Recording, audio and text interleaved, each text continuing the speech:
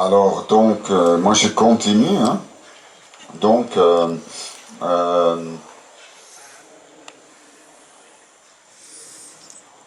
quand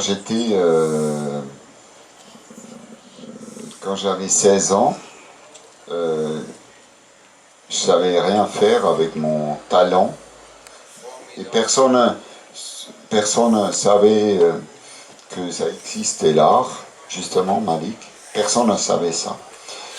Dans ma famille, on ne connaissait pas d'artistes, tout ça. J'étais pas dans une famille d'artistes.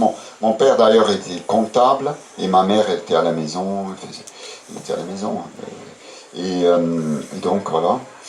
Euh, Par ailleurs, pour celui-là qui s'intéresse, euh, le problème un peu de mes parents adoptifs, moi j'ai rien à leur reprocher, mais ils étaient seulement, je trouve, les gens qui décident que celui-là et celui-là, il peut adopter des enfants. Évidemment, parce qu'on est en Suisse, les critères, disons, de stabilité financière et d'une sorte de vie stable, sont un peu trop importantes. Parce que mes parents, même si leur vie était très stable, et peut-être malgré ça, ils étaient complètement débordés avec nous trois. Quoi. Complètement débordés avec nous trois enfants. Donc voilà. Mais bon, c'est pas les seuls parents qui sont débordés. Mais bon, donc moi j'ai voulu m'exprimer et je savais pas comment. Donc quelqu'un, je ne sais plus qui, m'a dit ben, apprends la typographie. Parce que là, en apprenant la typographie en plomb à l'époque, tu peux t'exprimer, tu peux créer des choses. C'est ce que je fais. Ça m'intéresse, Thomas a dit. On n'a pas là, toi et moi, seul. Je veux pas aller que tout le monde comprenne que je vais profondément, je vais dans mon cœur, de me passer tout ça, c'est-à-dire, ça va tous, vraiment, c'est-à-dire, on n'a pas là, une fois, c'est dans le temps, mon rêve. Pour moi, là, quand je suis sorti dans le ventre de ma mère, je ne veux pas sortir. C'est tellement bien dans le ventre de ma mère, tellement bien. Et il ne veut pas sortir. Il nous fait quoi? Une césarienne. Et je suis sorti. Et je dis, maman, c'est le premier homme qui a parlé sur terre. Je dis, maman, je m'appelle Malik, M-A-L-I-C-K. Après, j'ai pu parler jusqu'à 10 ans. Et quand j'avais 6 ans, je travaillais. Il fait 50 degrés en Afrique.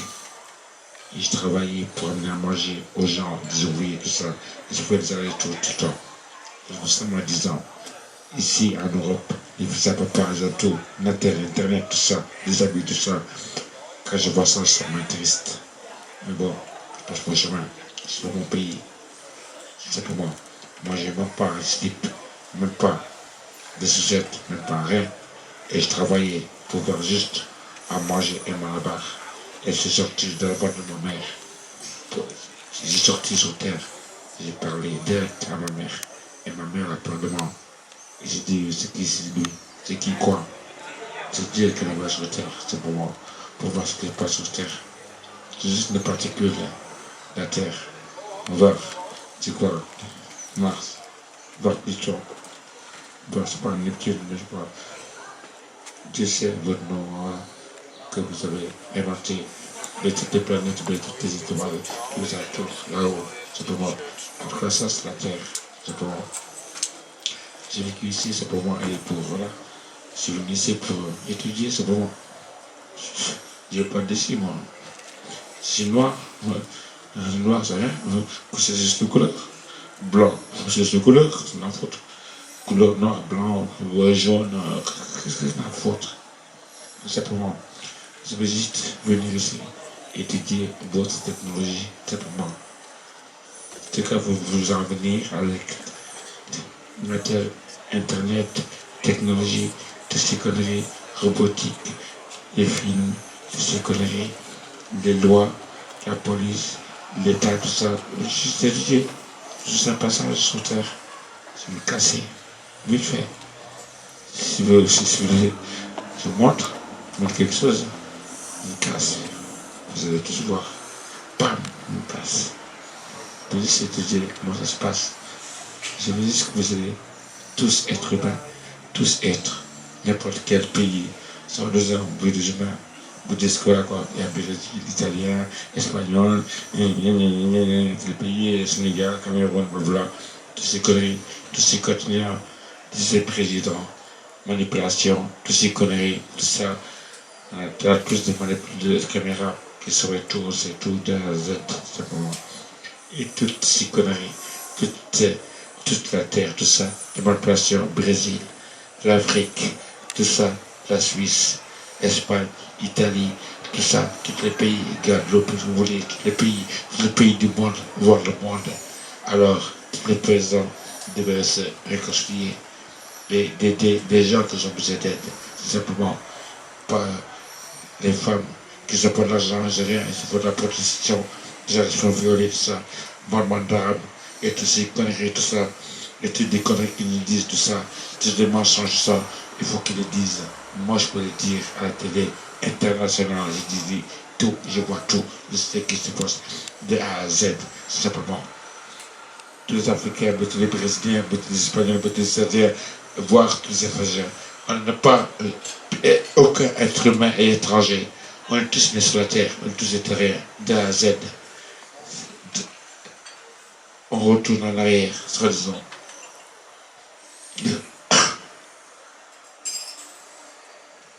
Italie, Sénégal, Maroc, Tunisie, Afrique, Italie, en romance, Espagne, en Suisse.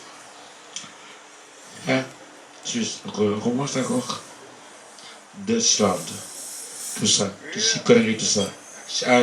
Enfin, lass mich ruhig bitte. Lass mich ruhig. Tout ces conneries, tout ça.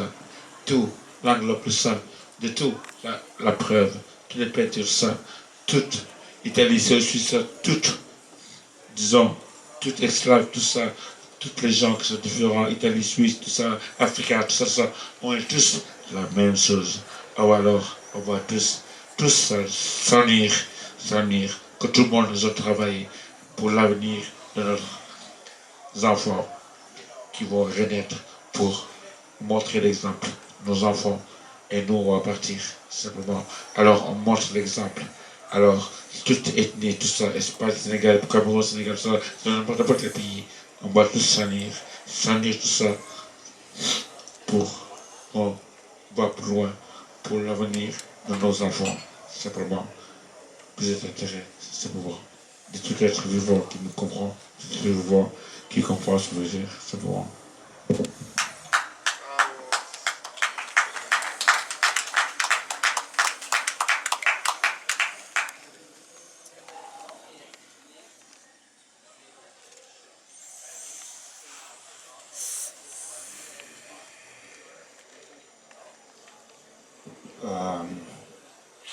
Donc moi je voulais juste témoigner de mon exemple que pour moi l'art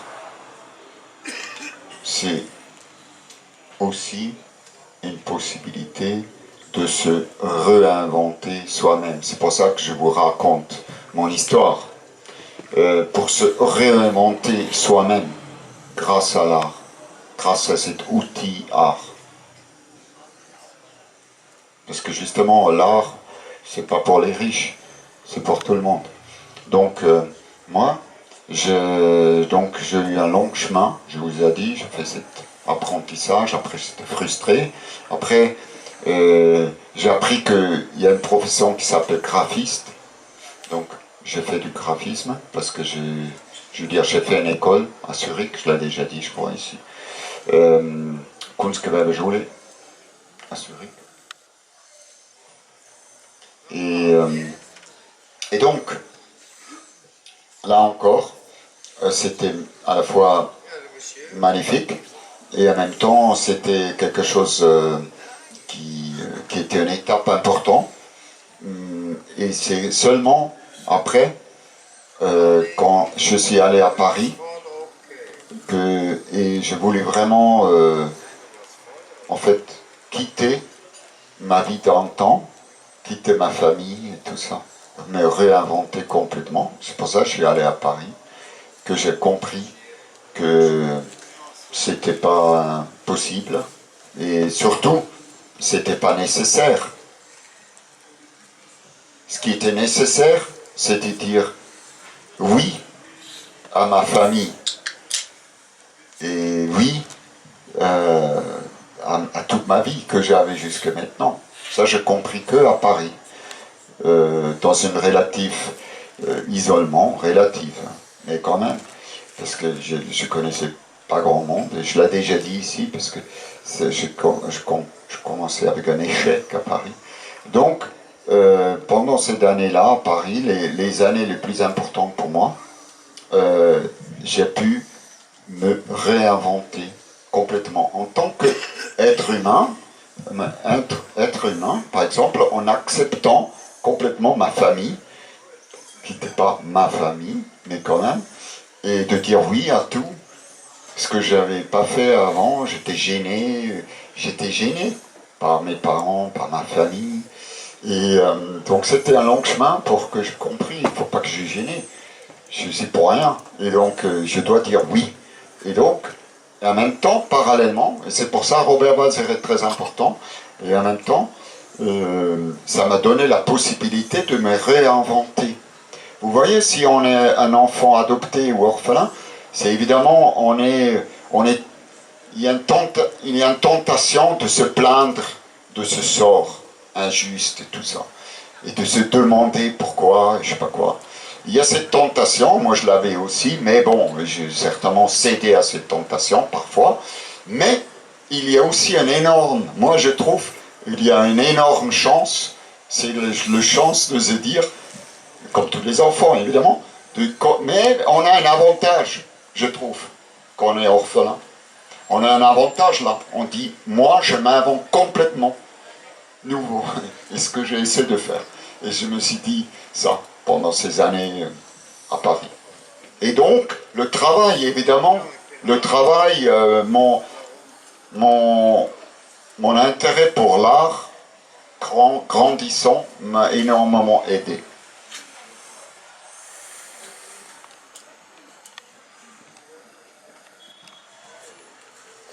Wie könnte man ein echter Künstler sein ohne Nerven? Da gehört halt Heulen manchmal auch dazu.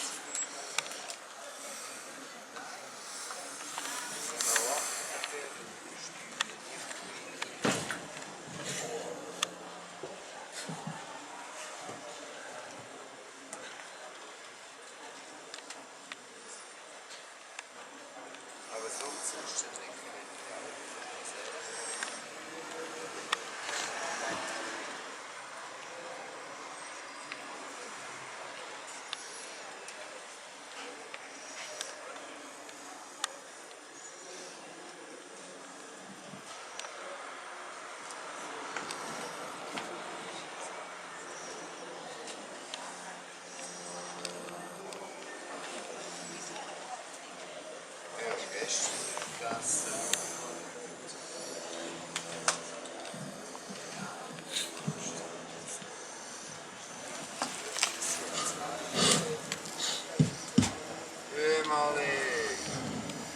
Micro, respect. D'accord. Je vous donne juste une information, une astuce, si vous voulez, si vous ne parlez pas bien français, qui comprend bien français. Robert Walser, moi je l'ai connu depuis tout petit. Et j'ai fait attention, comment pouvez-vous écrire ça? Qui est la question? Robert Walser. Et quoi? D'une finesse, tous les acteurs, tout, Rambo, tout, Sébastien Guerre, tout ça, c'est tous des gamins qui étaient formés comme moi. Et moi je suis là juste pour discuter. Je pose la parole. Tout, bien à Z, tous des gamins, c'est là. C'est ni blanc ni noir, totalement. C'est dans un corps noir, il faut voir qui est raciste pour car quoi qui quoi car la faute de la Z, noir.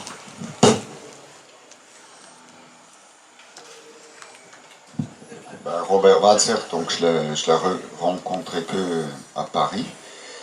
J'ai déjà eu l'occasion de le lire. Moi, ce qui m'a touché,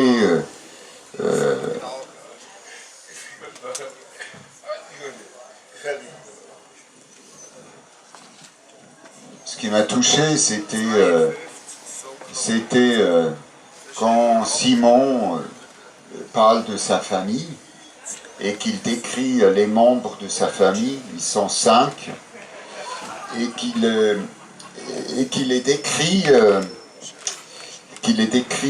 comme une possibilité. Par exemple, une des membres de la famille était déjà dans l'hôpital psychiatrique.